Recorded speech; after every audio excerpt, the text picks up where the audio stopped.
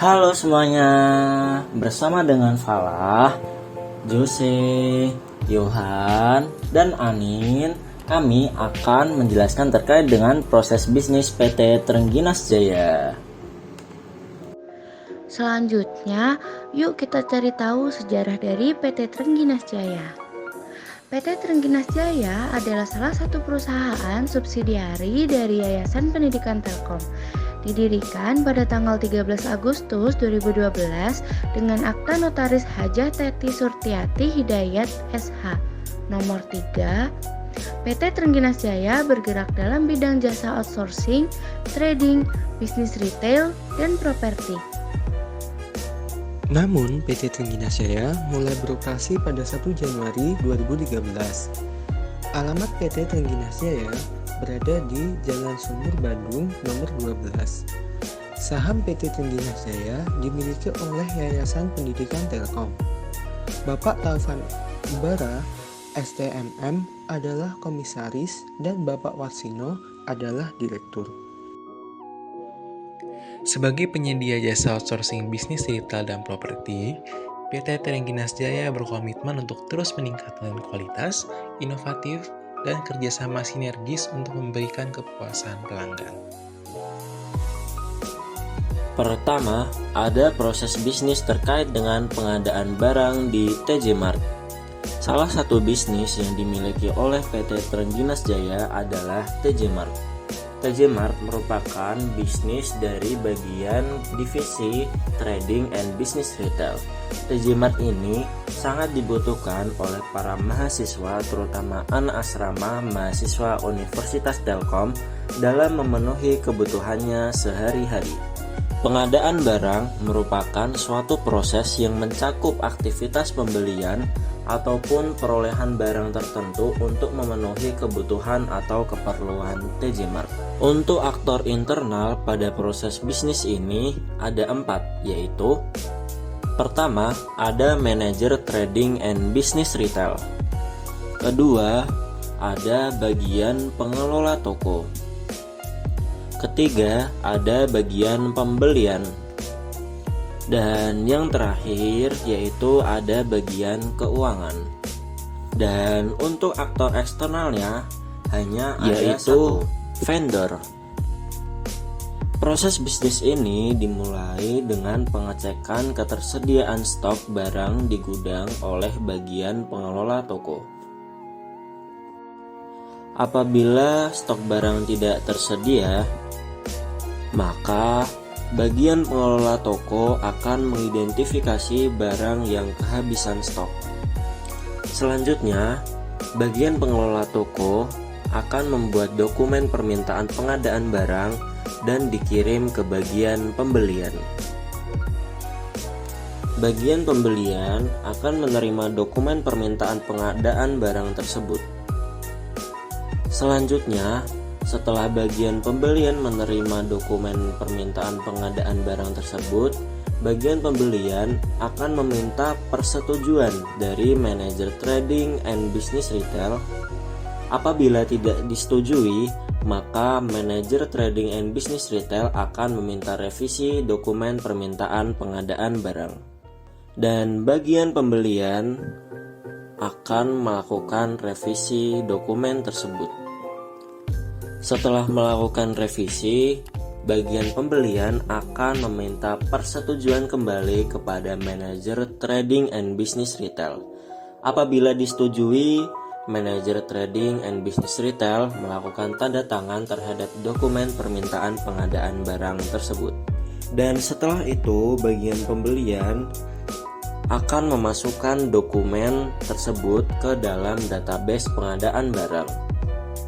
Selanjutnya, bagian pembelian akan memeriksa ketersediaan vendor dengan menggunakan database kumpulan vendor. Jika vendor tidak tersedia, maka bagian pembelian akan memilih vendor. Dimulai dengan adanya aktivitas memeriksa harga vendor serta memeriksa kinerja vendor secara bersamaan.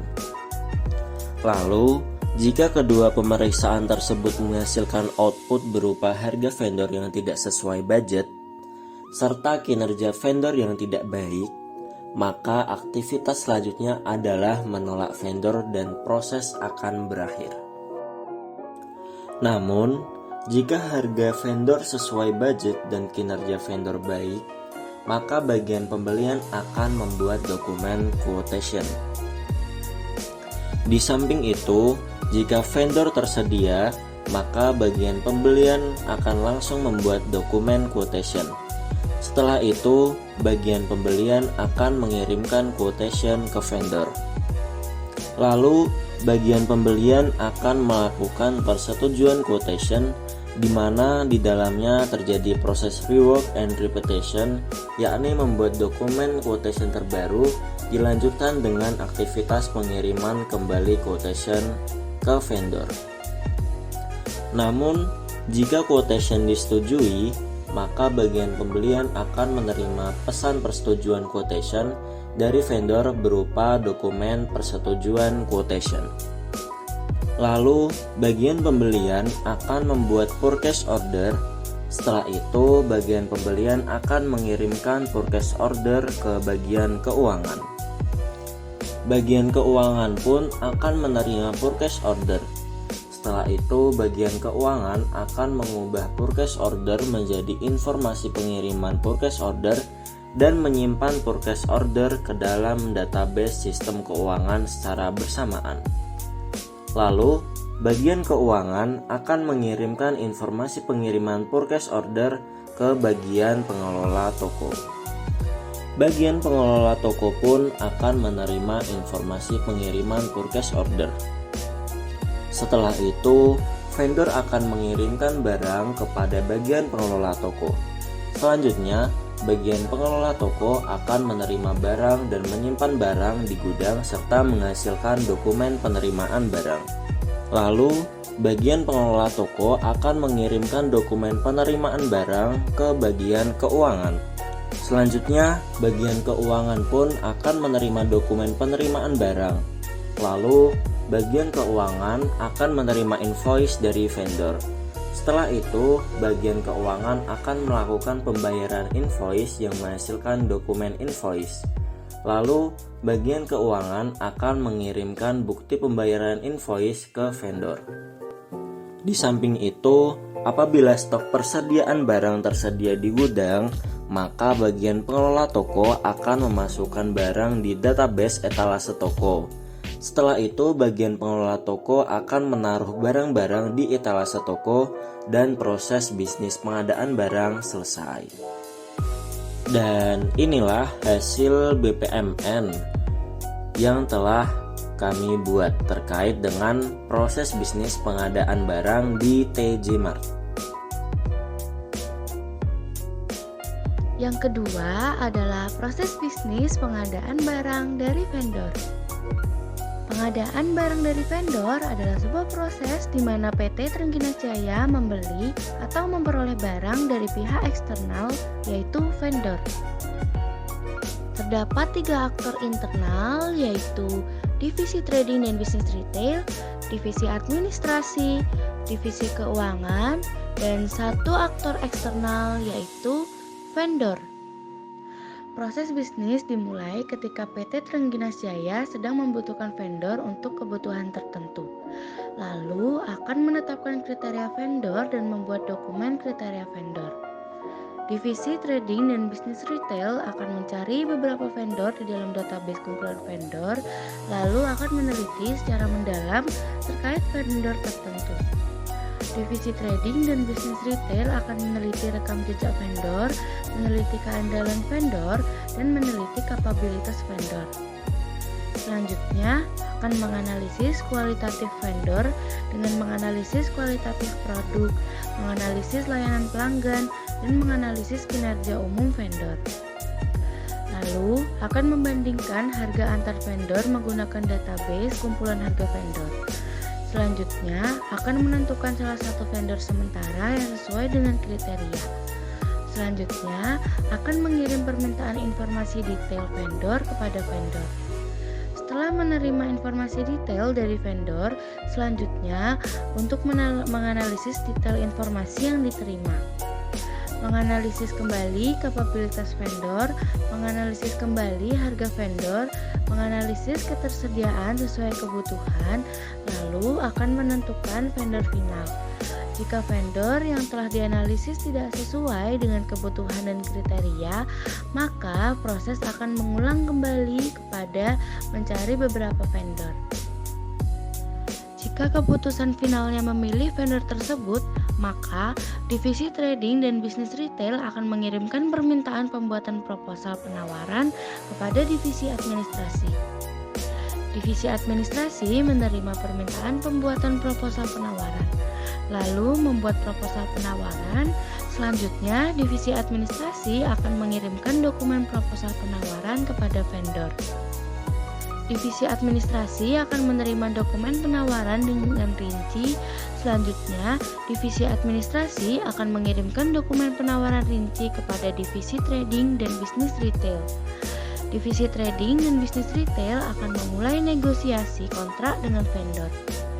Negosiasi syarat-syarat kontrak, negosiasi harga vendor, dan negosiasi waktu pengiriman. Lalu akan mengevaluasi hasil negosiasi dengan kebutuhan dan kriteria yang dibutuhkan. Lalu jika tidak terjadi kerjasama dengan vendor, maka akan mengirimkan konfirmasi tidak bekerja sama dengan vendor dan proses bisnis telah selesai. Jika akan bekerja sama, maka divisi trading dan bisnis retail akan mengirimkan konfirmasi kerjasama kepada vendor. Divisi trading dan bisnis retail mengirimkan permintaan pembuatan kontrak kerja kepada divisi administrasi. Lalu, divisi administrasi akan menerima permintaan pembuatan kontrak kerja. Selanjutnya, akan membuat kontrak kerja dalam bentuk dokumen. Lalu, mengirimkannya kepada vendor dan selanjutnya menerima kembali dokumen kontrak kerja yang telah tertanda tangan oleh vendor. Divisi trading dan bisnis retail akan mengirimkan permintaan pembayaran ke divisi keuangan. Divisi keuangan menerima permintaan pembayaran lalu melakukan pembayaran ke vendor. Selanjutnya akan menerima nota pembayaran lunas dari vendor.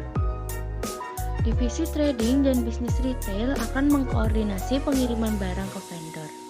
Pengiriman akan dilakukan dalam 14 hari.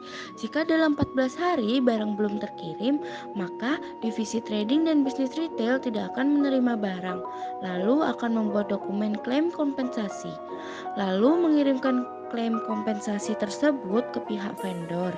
Setelah itu, divisi trading dan bisnis retail akan menerima refund pembayaran dan kompensasinya berbentuk dokumen. Dan proses bisnis telah selesai.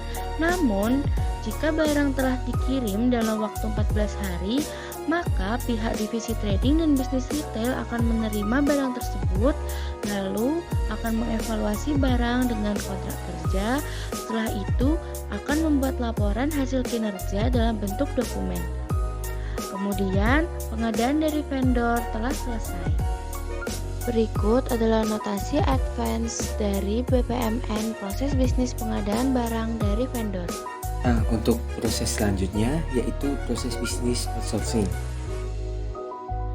Nah, apa sih outsourcing itu? Outsourcing adalah penggunaan jasa tenaga kerja yang direkrut dari pihak ketiga untuk mengisi posisi tertentu di sebuah perusahaan. Nah, di dalam outsourcing ini terdapat aktor internal yaitu marketing team, operational team, dan aktor eksternal yaitu customer. Nah, proses bisnis ini dimulai ketika marketing team membutuhkan tenaga kerja outsourcing. Setelah itu, marketing team membuat media promosi berupa brosur atau proposal yang kemudian akan ditawarkan kepada customer.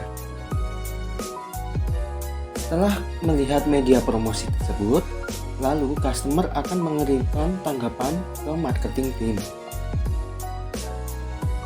Kemudian, marketing team akan menerima tanggapan dari customer terkait media promosi.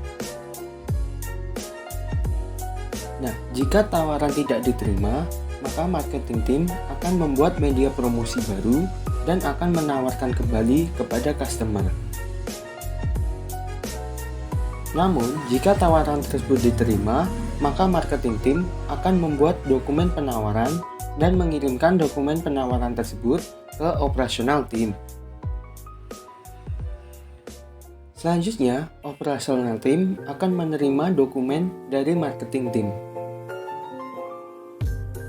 Nah, kemudian operasional team akan membuat surat kesepakatan terkait dokumen penawaran. Setelah surat kesepakatan terbuat, operasional team akan mengirimkan surat kesepakatan sebelumnya dan mengirim dokumen penawaran secara bersamaan kepada customer. Setelah customer menerima surat kesepakatan tersebut, kemudian customer mengirim tanggapan surat kesepakatan kembali kepada operasional team yang akan diterima oleh operasional team. Jika customer tidak setuju terkait kesepakatan, maka kerjasama outsourcing ditolak. Namun, jika kerjasama berhasil, maka operasional team akan membuat dokumen berita acara klarifikasi dengan keterangan untuk mendapatkan detail pekerjaan. Lalu, operasional team akan membuat kontrak kerja. Setelah kontrak kerja selesai dibuat, selanjutnya operasional team akan memaparkan isi kontrak dan mengirimkan informasi terkait negosiasi secara bersamaan kepada customer. Selanjutnya, operasional team akan melakukan negosiasi terkait kontrak. Setelah negosiasi, operasional team akan mengevaluasi hasil negosiasi dengan customer terkait kontrak kerja. Jika negosiasi tidak berhasil, maka operasional team akan membuat kontrak kerja baru dan akan mengulang kegiatan sebelumnya, yaitu melakukan negosiasi terkait ketentuan kontrak dan memaparkan isi kontrak tersebut secara bersamaan. Namun, jika customer setuju terkait kontrak, maka operasional team akan mengirim dokumen kontrak kerja untuk ditandatangani. Setelah customer menandatangani dokumen, selanjutnya customer akan mengirimkan kembali dokumen tersebut kepada operasional team. Lalu, operasional team akan menerima dokumen yang sudah ditandatangani. Selanjutnya, operasional team menyusun agenda pelatihan untuk tenaga kerja. Setelah penyusunan agenda selesai, operasional team menyelenggarakan pelatihan kepada tenaga kerja. Pelatihan tersebut memiliki subproses yang berisi rangkaian kegiatan yang dilakukan selama pelatihan, yaitu melakukan orientasi kepada tenaga kerja selama 90 menit. Yang kedua, menyampaikan materi terkait pekerjaan yang akan dilakukan kepada tenaga kerja selama 60 menit. Dan yang ketiga, yaitu melakukan praktek lapangan terkait pengetahuan yang diperoleh selama 120 menit. Nah, setelah melakukan rangkaian pelatihan tenaga kerja, operasional tim akan melakukan pemantauan dan evaluasi kinerja tenaga kerja. Lalu, operasional tim akan memasukkan data evaluasi ke database kinerja karyawan. Kemudian, operasional tim akan menganalisis data evaluasi di database kinerja karyawan selama 3-4 hari. Nah, setelah proses analisis selesai, kemudian operasional tim akan melakukan penempatan tenaga kerja sesuai dengan kebutuhan perusahaan, dan tenaga kerja outsourcing PT Trengginas Jaya pun terpenuhi.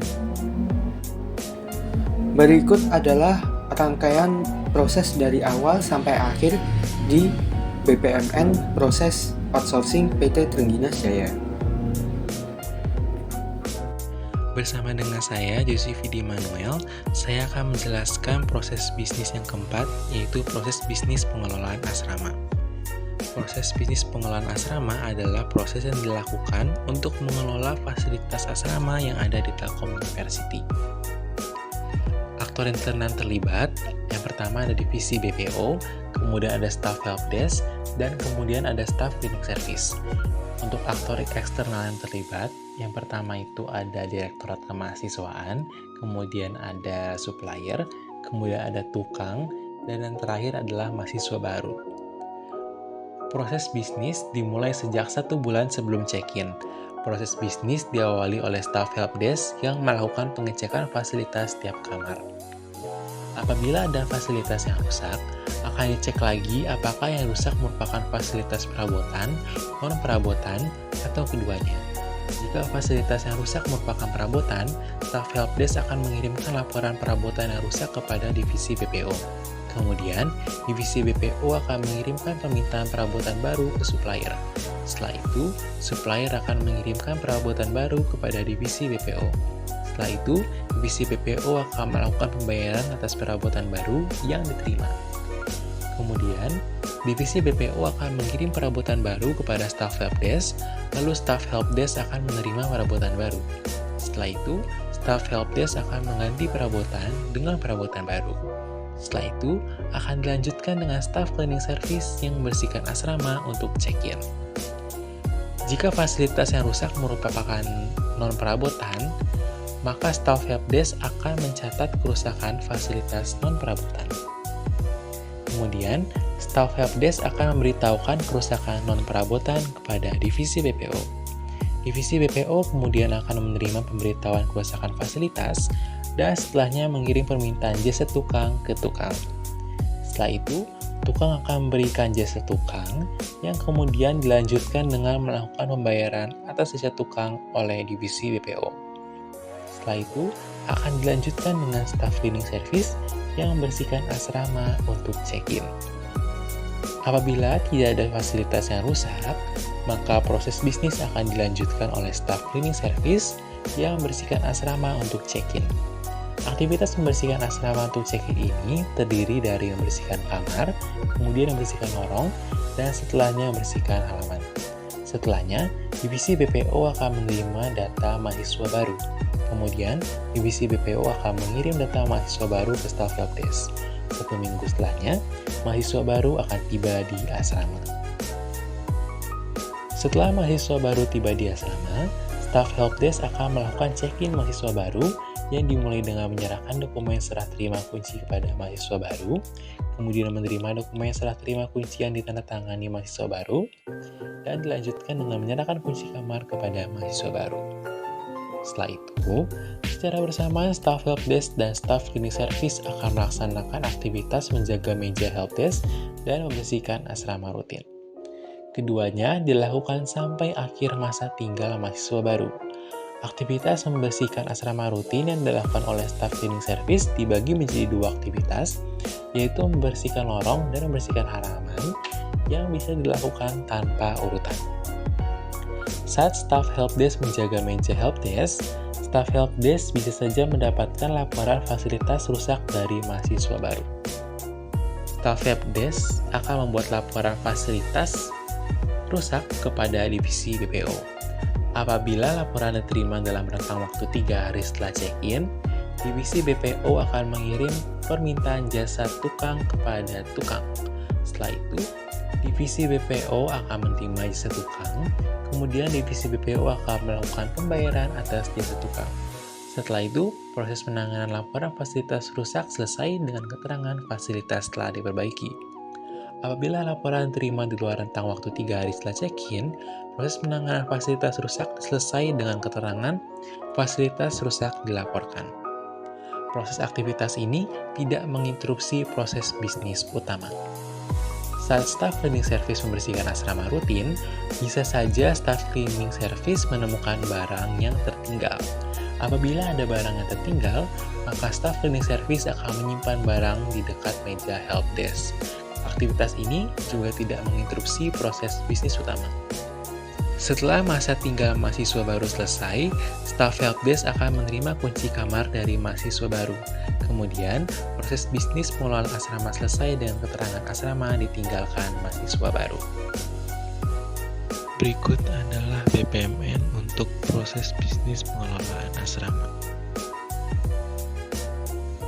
Sekian penjelasan proses bisnis di perusahaan PT Trengginas Jaya dari kami. Kurang lebihnya kami mohon maaf. Sekian, terima kasih semuanya.